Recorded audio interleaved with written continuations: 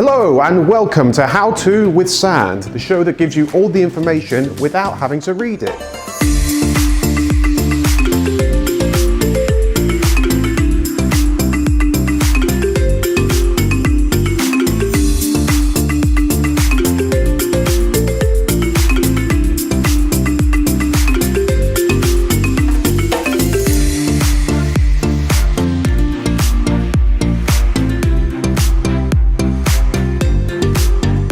So in the last video, I went over the history of the YouTube algorithm and how it's changed over the years. In this video, I'll be telling you how to use the algorithm to your advantage and how to utilize it to make your videos more popular. The whole purpose of the algorithm is that YouTube wants to make sure that the videos that are the most popular on their website can be associated with the various sponsorships that the website is associated with. As you probably well know, ads pop up at the beginning of a YouTube video and sometimes in the middle. These are from companies that YouTube has made deals with to have their ads shown in their videos in order to make YouTube money, which they then subsequently use to pay their partners, i.e.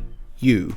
Of course, if users keep accidentally, or sadly in most cases intentionally, making videos that make the website itself look bad, it's naturally going to turn away potential sponsors and have YouTube make less money as a result. So the algorithm specifically filters out videos that could be potentially problematic for the website and promotes only ones that would be safe to associate with their advertisers.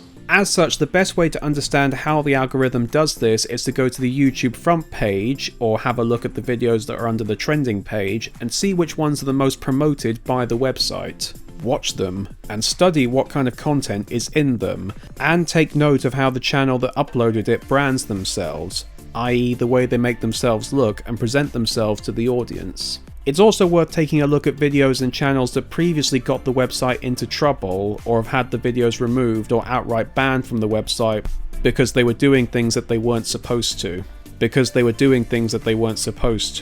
As from that, you can learn on what not to do and ways in which you can prevent your channel from suffering the same fate. Fortunately, you'll never see me getting into trouble for making a controversial YouTube video, but if you excuse me, I need to make a video in which I prefer more, smashing cars or smashing faces.